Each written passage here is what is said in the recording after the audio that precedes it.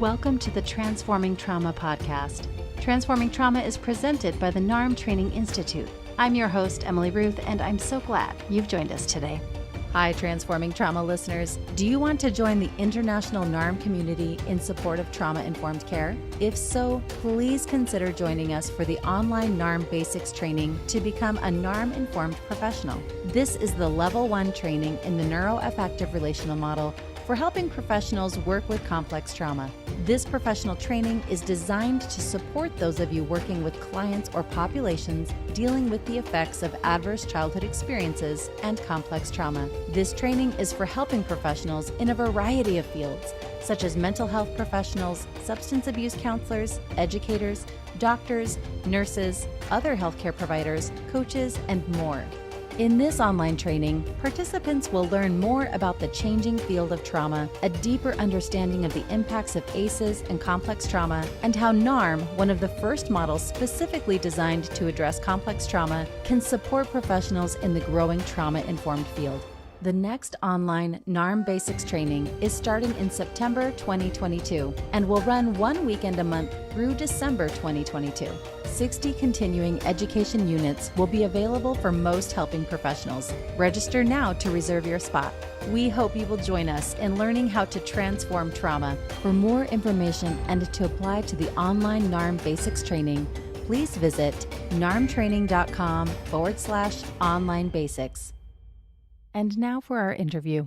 Kimberley Mead is a psychotherapist in Austin, Texas, working with individuals and couples striving to emerge from trauma and grief. Her practice facilitates healing and exploration through somatic and relational approaches, including NARM, somatic experiencing, EMDR, and interpersonal neurobiology. In this interview, Kimberley shares how her own personal experience led her to this field and how it has informed her work. Please enjoy this conversation with Kimberley Mead. I'm sitting here with Kimberley Mead. We are so happy to have you. Welcome to the podcast, Kimberley. I'm really happy to be here. It's lovely to meet you and have this conversation. And as you might know, we typically start these conversations with the question, what would you like for our listeners to get from our conversation today? I think I'd really like our listeners to become more familiar with the complexities of adoption as it manifests in the life of the adopted person. So often we tell stories about the fairy tale of what adoption looks like from the outside.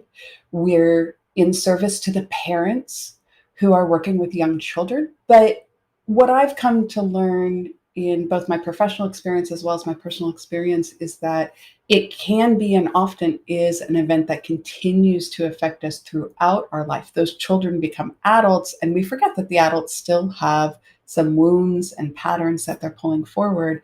And I'd really like people to start being curious about what the experience is like from the person who has the biggest impact, because it's from possibly the day of their birth or a little bit later.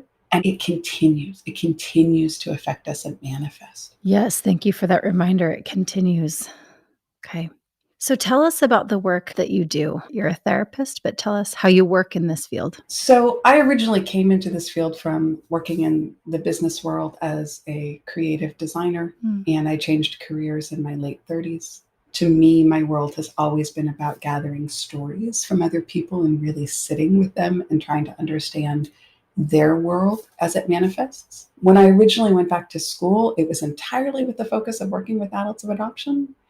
And unfortunately, I had people around me who didn't quite understand what I was saying. And they said that you can't possibly make a practice. They don't come for that reason. And so I put it to the side, put it on the bookshelf, knowing that that was kind of my secret. I was still doing it. And I started training in grief and trauma, which of course is so much of what adoption holds, the wounds of adoption can hold. And my practice here is very much about individuals who have had impermanent beginnings. So they might have had multiple families. They have difficult starts.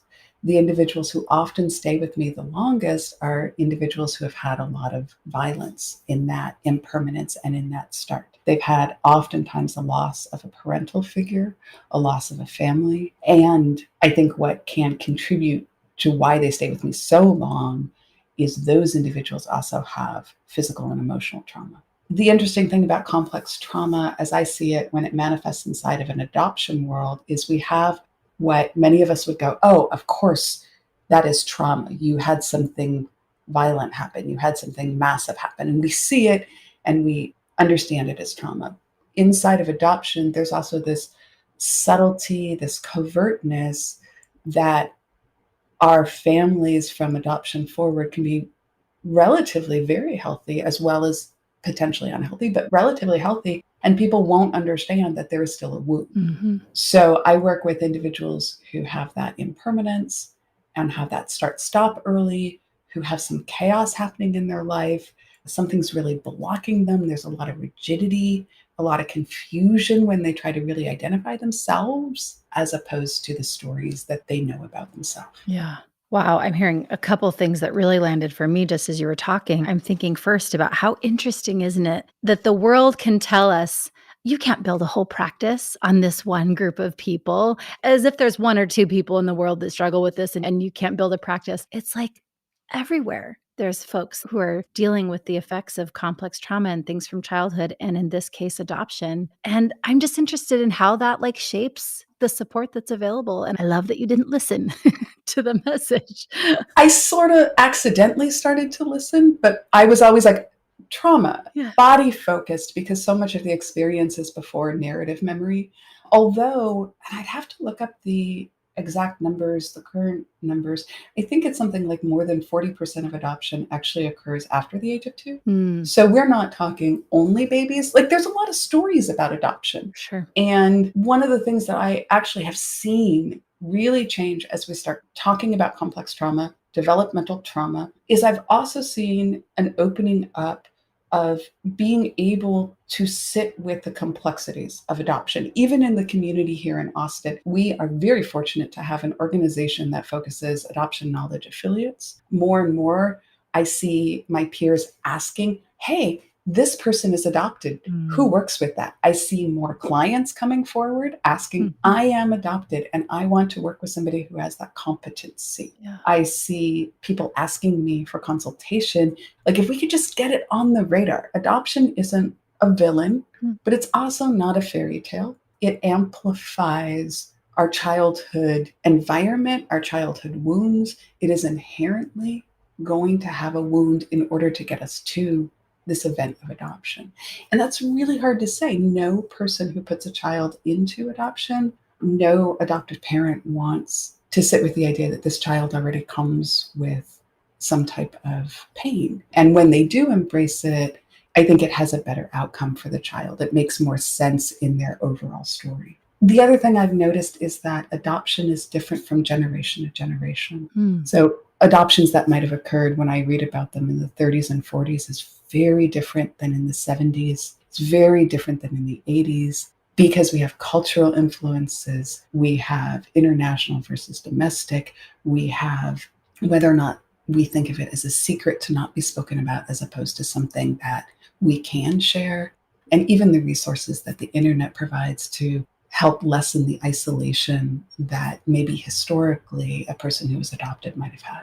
So generationally, we also have to keep up with which person is sitting in front of us. Right. Their reality may be different than what we even read about because it's a constantly changing environment.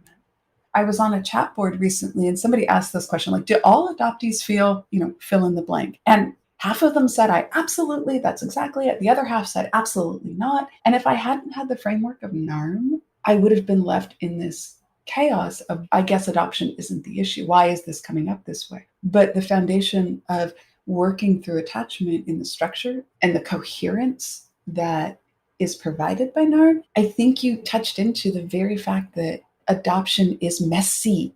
Yeah. It's chaotic. It's confusing. I've heard so many different perspectives. And of course, individuals are going to have different perspectives. But then I'm thinking from a clinician standpoint, exactly what you named of there's going to be such a variety. And we really being open to whatever the client in front of us is bringing, how valuable that is, just that perspective of holding space for all of it. It does feel messy. Yes. And that's the part that I think NARM really emphasized. Because I have my own adoption story. I have my own research. I was surrounded by adoptees. Mm. So it was always a topic. I have other individuals who are adopted in my family. So it's not unfamiliar territory. Mm-hmm. At the same time, you can't go by even a few stories because no adoption story is the same. Mm-hmm. Yeah. Thank you for naming that and just helping me like organize for myself. Like, what is it that's coming up for me? Why do I feel so confused as I'm like trying to think about how do I ask these questions or how am I holding this? It makes sense that part of that is because no adoption story is the same. Yeah. We say this with grief too. Like, even in a family, everybody experiences differently. We say it with parenting. You could have twins, but they experience slightly differently, even though they're the same age Mm-hmm. and they have the same parents. Who my parent is, when I have an older brother, he's 12, he got different parents than I did. Yeah. So that element inside of adoption of there are so many voices about adoption, my particular passion happens to be to make space and tend to the voice of the adopted individual, knowing that there are all these other voices, the constellation. Sometimes they call it the triad, but it really is a constellation of voices. And I think adding, that competency to say, like, there is a unique voice from the parent to the adult child. There's so many voices, but it's like listening to one voice inside of a chorus, which is the voice you're going to tend to. One voice inside of a chorus. Wow. And for me, it's the most impacted and also oftentimes the one that gets set to the side because that's inherent oftentimes with adoption. There's a story about it and we conform to it because we learned early on what would naturally unfold for someone, which is people come and go. There is an impermanence. There are choices that are made. But whatever started this event absolutely gave us a visceral knowledge that the world is not permanent. Again, too much, too soon, too fast. Mm-hmm. At an age when that lesson is really, really hard because we're only going to comprehend it viscerally. Right. I'm just thinking about like, yes, there's many infant adoptions, but sometimes it's after that and like how those different points in their life, like the trajectory that it sends them on. So as a clinician, like understanding that there's going to be a lot of variation there too feels really important. I gave a short lecture yesterday and somebody asked that, what is the difference between what happens to an individual who's adopted at birth within a day or two and a person who maybe has a later life adoption? Mm-hmm. And I kind of took this big breath like, wow, it's like if you have the car accident when you're 3, is that different than when you're 7?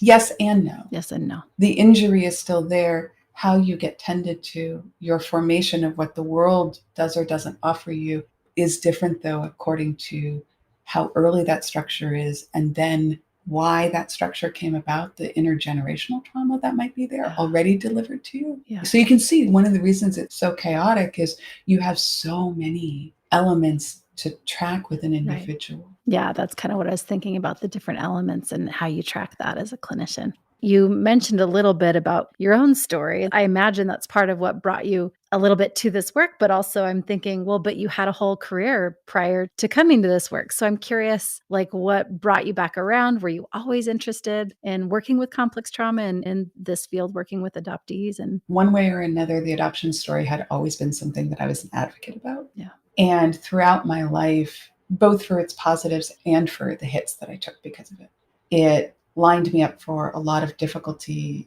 with my own personal relationships, being overly loyal, having difficulty to attach, but then once I attached, being overly attached to a person, any transitions, heartache, moving, fear of death regarding the parents that I had. Everything was as if you had just turned up the volume a little bit for me. And one thing that can appear for adopted individuals, and we hear it with other individuals too, is the sense of I'm too much. And so that for me is what always, because I had these unexplainable intense reactions, they were bigger than a majority of my peers. Many of my peers couldn't stay around me because they didn't understand what was going on. So I did a lot of therapy myself. So adoption had always been part of my story. I was a creative individual. I was an artist. It was encouraged in my family. But I came to a point in my career where I had to make a shift. And I just sat down and said, what is the through line? What is this other thread? Creativity is a thread. But what is the other threads that maybe I'd like to do a career around? And I chose to go back to counseling And a dear friend of mine who had known me for a while was like, I'm surprised it took you so long. That's what you said you wanted to do 8 years ago. And I'm like, I did? And they're like, yeah, but you got this great job and you went back into the creative field. I was always clear I wanted to work with trauma. I don't know that I had the words to say trauma, relational trauma. When I put those two together, relational trauma, it made so much more sense what I was working from, that it was this deeper, longer relationships with others, relationships with ourselves, that was so confusing and chaotic.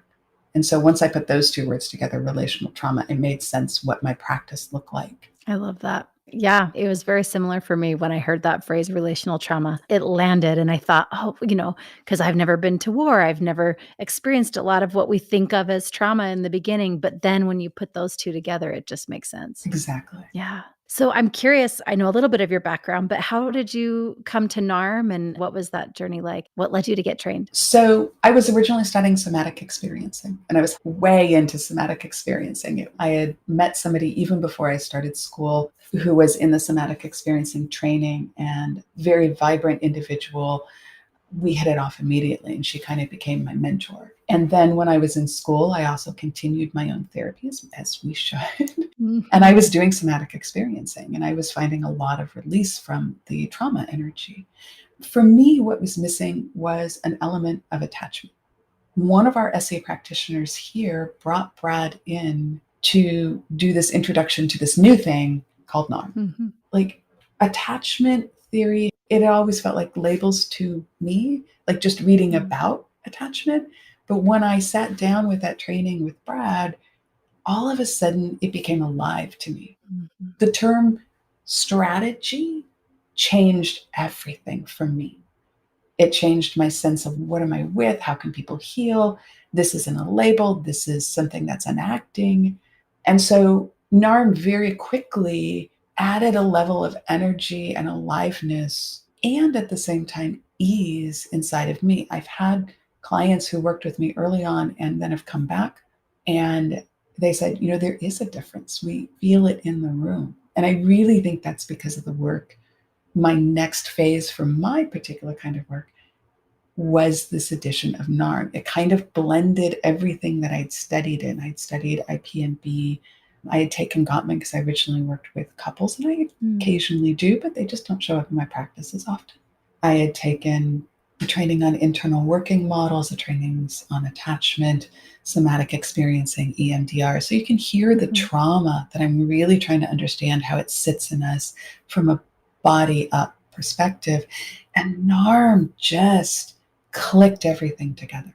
Mm-hmm. And so I continued when it became available here in Austin. I was so excited and just clamored to be part of our first cohort, and really, really bonded also with so many of the people in our training. Mm-hmm. And so it very much feels like a landing, a coming to a home of like-minded people who have diverse experiences, but also it's just we're speaking the same language. Yeah. It really feels like belonging to me. Yeah. Oh, I appreciate that so much, because I think that feeling that community and feeling the connection and kind of this languaging that we're able to have in the training and how experiential it is. And there's not just these concepts that we're working with in our heads, that we really can embody it and experience it inside of ourselves. So yeah, I appreciate that you named that. It's very connected and embodied. And I mean, not to put any shade on any other approach, but for me, this kind of just knit everything together. And again, like we say in NARM, it landed with me, and I felt more free and more relaxed and more alive. I had more structure. I could, sit with clients and not feel that, what am I doing? Right. I'm lost. Right. And I could just resettle each time. And I found that incredibly valuable for me, and thereby the clients that I'm with that so much need agency, they need coherence, they need their therapist to be able to offer that as well. First, before, we're offering co-regulation, and they start to do it for themselves, but they can't do that without us first having kind of settled as well. Yeah. And I heard too in what you were saying that we can have all these other trainings and have all these different pieces. But one nice thing about NARM is that it helps us actually pull all those pieces together and kind of integrate. I've heard from several practitioners that feel like I had these other trainings and I wasn't really sure how to use them. But then I got the NARM training and I was able to kind of pull things in together. And so I love that. I really appreciate that it kind of honors all of the things that we've learned in other ways, and we're able to kind of integrate and pull things together. It's really great. Really valuable. Yeah. Well, I wondered if you would share with us, if you have any stories. I don't know if there's any clients that you've worked with that you could tell us maybe some struggle or stories of, inspiration that you have gained from learning from your clients. When I think about my clients and the shift when I went to NARM, many of my clients had gotten used to me being a certain way. And so this was a shift for them. And being able to ask them what they most wanted for themselves, when you think from an attachment perspective, particularly for an adopted individual. So when you look at the elements of NARM, connection, we come into the world very early, we get a disconnection. We don't belong anywhere. And that shows up a lot, oftentimes throughout an adoptee's life, feeling like an other, feeling like there's a separation between us and them. We have attunement. We may be struggling, but our parent is really happy. Our adoptive family is really happy to have us. And we're like, it doesn't match our experience. So we learn very quickly to attune to our environment to find our safety.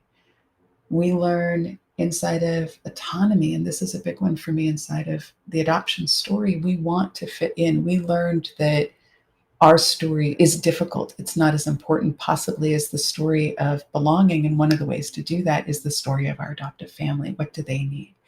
And there's a struggle there of how much can I be myself? And then, of course, trust. I mean, can I trust you to help me? Can I trust you to be there for me? I've already learned something.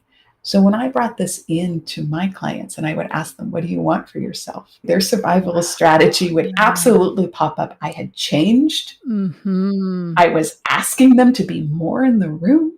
Oh my gosh. The coherency and congruence with me was suddenly challenged. And a few of these clients in particular, this question always brings out our attachment style. And some of my clients in particular, they were so enraged. And what I would finally get, me just holding the course, would be that they would tell me, I don't want to work that way. And my head said, you just told me what you wanted. Oh. And a couple of them came very close to terminating. And I would pull back the veil and say, like, this question is challenging. We are asking, something new of you, which is something that they hadn't experienced before or had been a trap before, which was for them to really connect to what they most wanted, their own identity, their story, to be vulnerable and say what they wanted and not have it denied, have their voice amplified rather than left alone or othered. And when I think of a couple of the individuals that I was working with, that kind of initial rage that this had shifted, when they finally pushed themselves to say, what do I want? You aren't being what I want. And they resettled and they stuck with it. And they went from, I don't know, or you should know, or whatever their answer was, this push-pull. And they actually had the opportunity to settle. They started really showing me where their actual strategy was and what the healing was.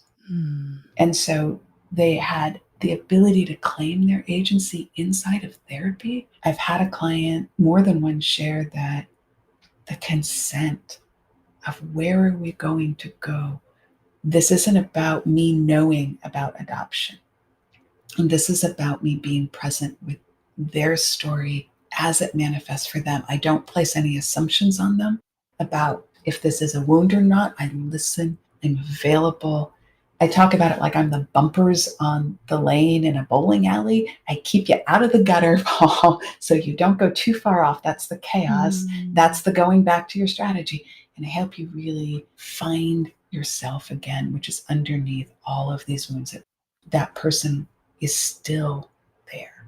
And so that to me has been sometimes a struggle, but that grounding force of, I know that this leading question, I know that my presence gives them the opportunity to really understand and unfold the story that they really are trying to get closer to themselves and at the same time understand the wound that might be at a very, very early age. And so the two are really tightly linked. Wow. Gosh, again, I'm like kind of having this experience where my brain is a little bit like fuzzy and I'm not quite sure what's going on up here.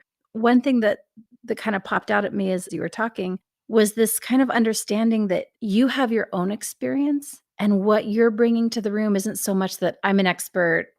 I was adopted, so I know how this goes. And that's not what you bring. What you bring really feels like it's the understanding that everyone's story is so different. Because I imagine there's a lot of folks out there that would probably be drawn to a clinician who understands the experience for themselves. But what I'm really hearing from you is that you're able to show up in the room and allow them to have their agency. I think of it like as being in a library. They're all books. Mm. Yes, I'm in the autobiography section, but each story has this richness. Mm. And adults of adoption oftentimes will seek out an adopted person as their therapist. And one of the reasons is exactly that they want somebody who they can say, is this normal? Mm. Does this happen to you? Especially if they haven't had other adopted persons in their world to talk about. They do see themselves as other and they're looking for belonging. That's the first kind of little clue for me. And in addition to that, I've really come to learn that when you have the ear for adoption, we hear these very subtle microaggressions, and they're so hard to track, and they're subtle. And so what I bring is the ability to hear my client and to just ask. And I often ask clients, like, we will bring in the question, we're still hypothesizing some of this is related to adoption, but adoption isn't a villain. It's not everything about us. It's one element, one deep, thread inside of this big tapestry. So what I do is I'm able to hear, to ask in the right moment. That seems like it might be related to these early experiences. Now I'm really curious about the microaggressions. I just don't even know. What would that look like? So one that's more obvious is when a well-meaning person says, well, they always treated you like you were their daughter. A biological person never had the chance to not be. They just were. I could push them out of the family and say, I disown you. But my mother only once accidentally said that. It was very late and I heard it for what it was. I knew what she was trying to convey, which was true love and that there was no difference for them. Yeah. And yet it touches a place. Another one is on TV, we hear a lot of stories about adoption. And I was watching a sitcom and the next door neighbor kid made some, sassy comment to the adult who is the lead. And the adult looks at the kid and says, well, you're adopted. And the kid just goes white, blank-faced, starts to cry and runs back in the house. And it shows out that adoption oftentimes is this duality of it's such a quote unquote beautiful thing to do, and it's also such a terrible thing to be done. We have stories about how important our DNA is. We have whole TV shows about how important it is. But with the adopted individual, sometimes we can say, well, why is that so important to you? You have this beautiful family. My parents were very loving individuals. They were flawed, like all parents. Sure. They had their difficulties. They had their intergenerational trauma. They didn't understand the grief. When I told them what I wanted to go back to school for, they were like, well, adoption doesn't have any problems. Why would you ever do that? So you can hear the back and forth. It can become as extreme as I've known adoptive parents who have had strangers come up to them and make comments about their children. And this is one with close friends who have adopted and their child is not visually, there is a difference between them. And they have strangers come up and make comments about it. They'll say things like, oh, I could never do that.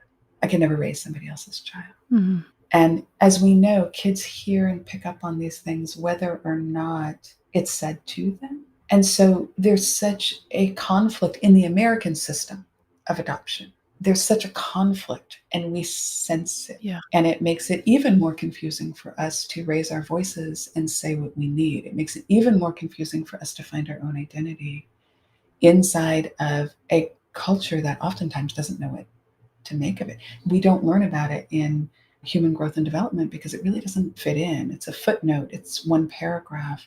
It's only put under trauma. And yet there's such a varied experience of how much of a wound it is so varied. So the microaggressions come out in culture, they come out how other people speak, they come out in the stories about adoption. They're often fairy tale like, and they lived happily ever after. We have Harry Potter is an orphan. We have maltreatment as well as making him particularly special. So we have numerous stories about what our experience is, and so few stories that are told from the person who knows the experience. If you look at like how many adoption books are out there really aren't that many about what the experience is. There's Coming Home to Self and a couple others that are about the adult experience.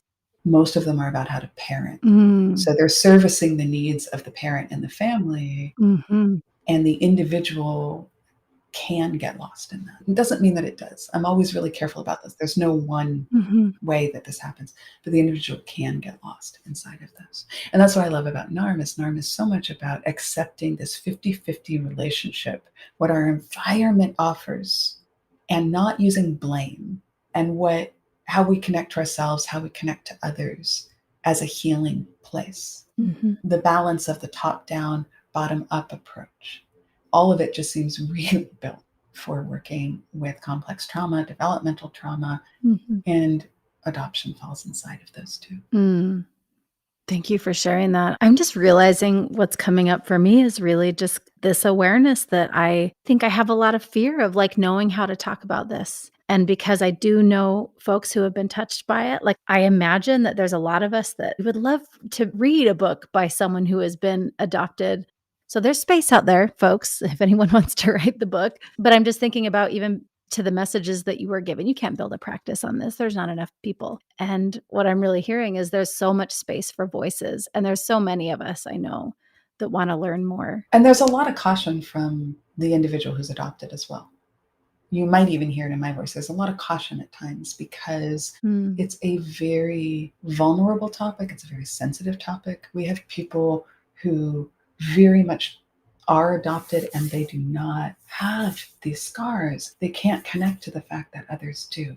And their world is rich and alive. And we have others who have been impacted in such harsh, intense ways that their life, because of this unfolding event, remains difficult. And of course, it's not this single word, you were adopted.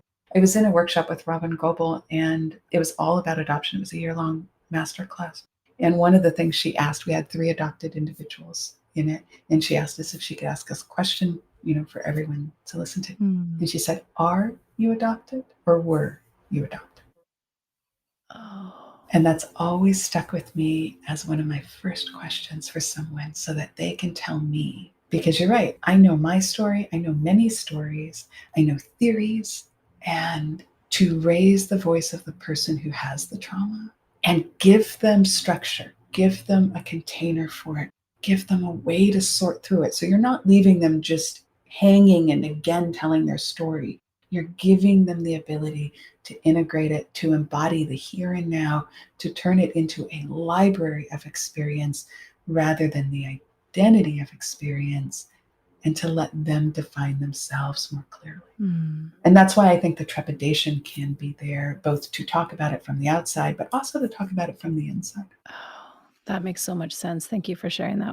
And I wondered if there was anything else from your own personal experience that you'd be willing to share with us, and maybe even personally too, how NARM has impacted you in the work that you're doing. NARM has made sense to me why, for my personal nervous system, it gives me a little foothold of where I get these kind of like chaotic, shaky moments. So when I have my, attachment wound hit and kind of brushed up against, NARM has let me really kind of be able to see myself, be able to parent this younger version of myself, to understand where my emotional frustrations come from when I lose my words.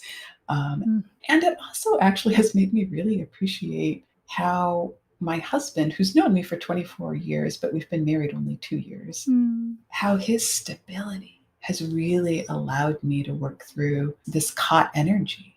When I sit with a NARM practitioner, I just feel like things come into focus. That's an interesting way of thinking about it. Things come into focus. I can see that. Yeah, that lands for me. Thank you.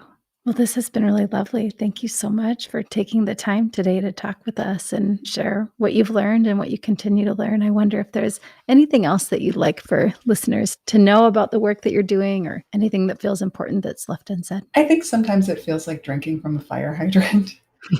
Even when I speak to people, there's, again, in my head, it's still this little story that says, this is too much, it's too fast. No, it's great. And there is that fuzziness that comes over at times. And I think that just means, slow down, reorganize, let your brain make those new connections. That fuzziness to me is like, oh, you reach the edges of the new connections. But being able to share some of this in the hopes that it kind of lets people understand that this is an unfolding understanding of identity it's just my passion to make sure that people have this opportunity from the outside to really learn and from the inside to really be able to connect. So thank you for giving me the opportunity to share some of this fire hydrant that is a very complex, chaotic at times story of what adoption does to us. There's so much to learn about it.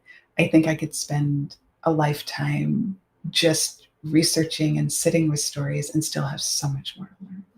And NARM at least keeps me from feeling lost inside of it. Well, thank you.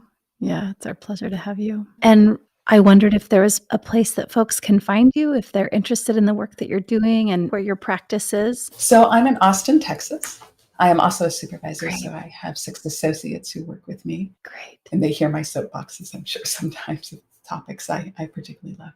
And I do have a website. It's kmeadcounseling.com. My adopted mom threw an extra letter into my name, Kimberley. There's an EY, and it causes so much difficulty. So I just went with K Mead, but that little E is so precious to me. It was a beautiful gift that she gave me of belonging to my new family, and I treasure it, even though it causes a little So it's K Mead Counseling. I talk a little bit about adoption there, and I'm hoping to do more speaking engagements as I get more comfortable with this format and being able to know, yes, I can present a fire hydrant without everybody drowning in the room. Well, I didn't drown. I survived, but I probably came to it with my own hangups and like wanting to badly to learn and understand. And so maybe I was pressuring myself a little bit. But this has been really lovely, and I really appreciate you sharing and your heartfulness. Thank you so much. Thank you. Thanks so much for joining us for today's episode.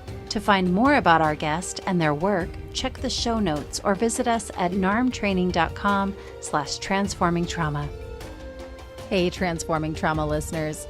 Please join us starting in September for our online NARM Basics training to learn how to transform trauma. This training is available for helping professionals working with clients or populations dealing with complex trauma. Now more than ever before, it is essential that we learn how to resolve complex trauma and support post-traumatic growth. If you are looking for more advanced training in understanding the impacts of attachment, relational, developmental, and intergenerational trauma, and are working in healthcare, education, substance abuse recovery, or allied fields, join us for this Level 1 NARM training to become a NARM-informed professional. For more information and to apply, please visit narmtraining.com/online basics.